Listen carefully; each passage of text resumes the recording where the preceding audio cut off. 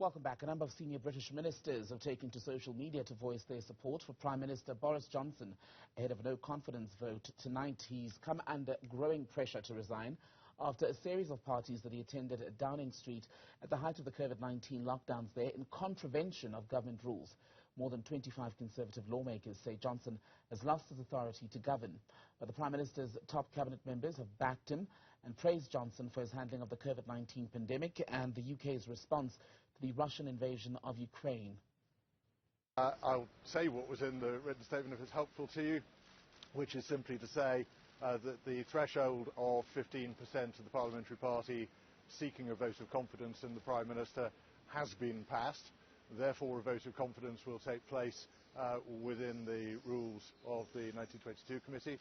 That vote will take place this evening in the House of Commons between 6 and 8 o'clock, and we will announce the result shortly thereafter. There will be arrangements for proxy votes for any colleagues who can't be present in person in Westminster, and we'll notify colleagues of those arrangements in the near future. Let's talk more about this. Then we're joined by NRF British Academy Research Professor in Political Theory, Lawrence Hamilton. Prof, a very good evening to you. Welcome again to Newzroom Afrika. So one of the main questions throughout the day today, since it was announced that there would be this vote of confidence in the Prime Minister, Boris Johnson, is whether this is the beginning of the end for him at 10 Downing. Do you think it is? Good evening, Temakile, and good evening to your viewers. Yes, I do think it is. Whether he, in fact, is voted out on the basis of 180 votes or more, or whether, in fact, he even lives to fight another day, I do think this is clearly the beginning of the end, especially if the votes go beyond 100 against him. Then it's going to look like he's losing internal party support significantly. And it mirrors, in my view, a massive loss of trust and legitimacy amongst the British population. So Boris Johnson became Prime Minister after Theresa May, who left prematurely. Her downfall was related to Brexit and her failure to get that through.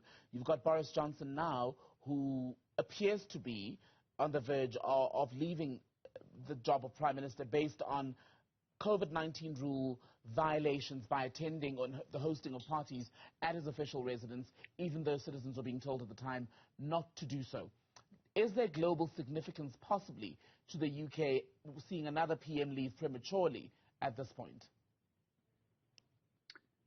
Yeah, your description is perfectly correct. I mean, he's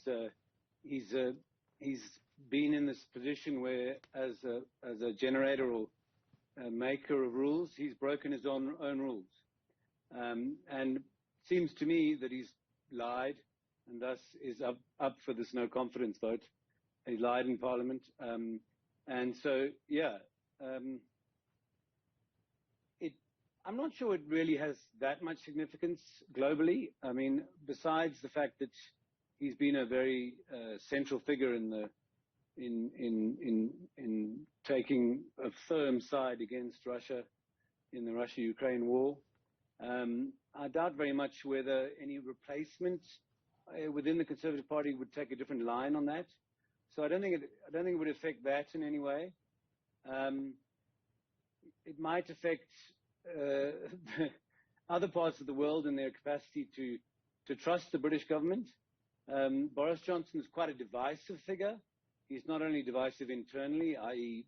domestically within the UK, but he's also divisive globally.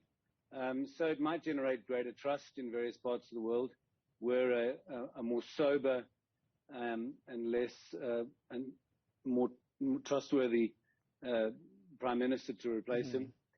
But the real crux, I think, will come when when this has an effect on who replaces him, and then that has an effect on the general election that will be forthcoming.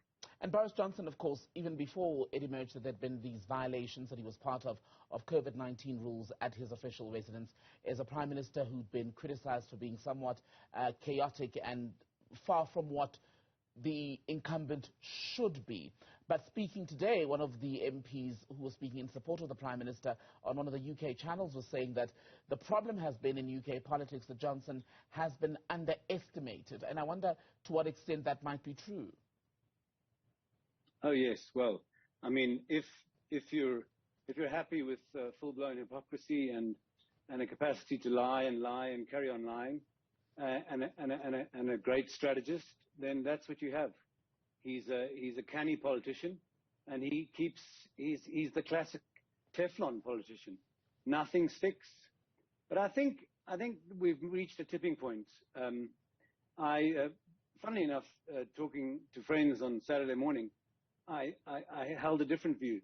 But I do really think that given what we've seen and given the 54 letters of no confidence, I do think we've reached a kind of tipping point. He is as I say, a divisive figure. He's an unusual leader in certain respects. Some parts of the Conservative Party and the Conservative support, are attracted to his leadership. I'd say that the attractive elements have mostly disappeared, and he's now looked. I mean, the figures show very clearly in YouGov and other polls have shown that he has very, very little support amongst the population. So there's huge debate within the Conservative Party, and it's very divided around him.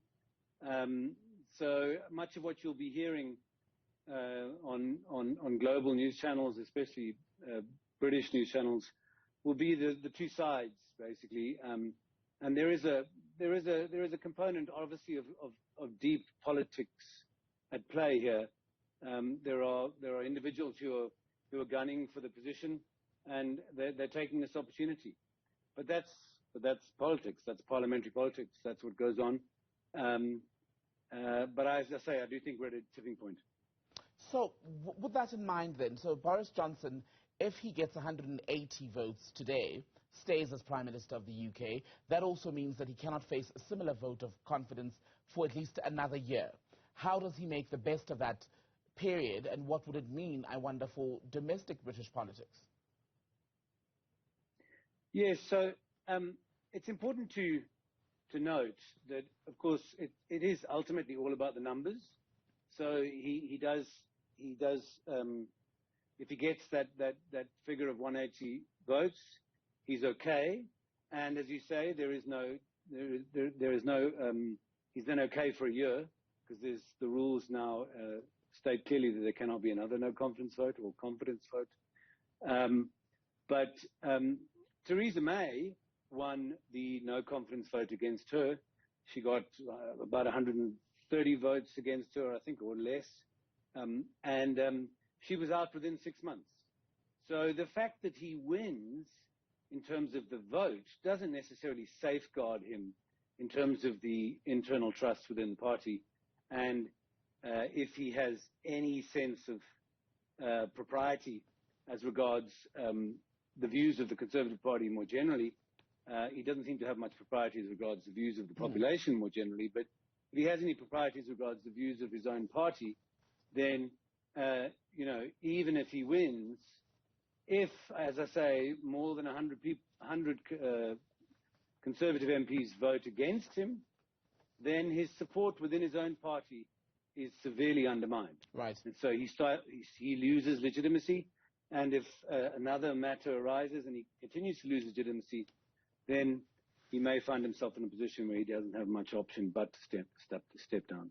Now, you referenced the members of Parliament, MPs, who feel that it's time for him to go because his continued stay comes at great cost to them. But there are also those who may decide to vote for Johnson to stay precisely because at a self-interest level, they too would benefit, no?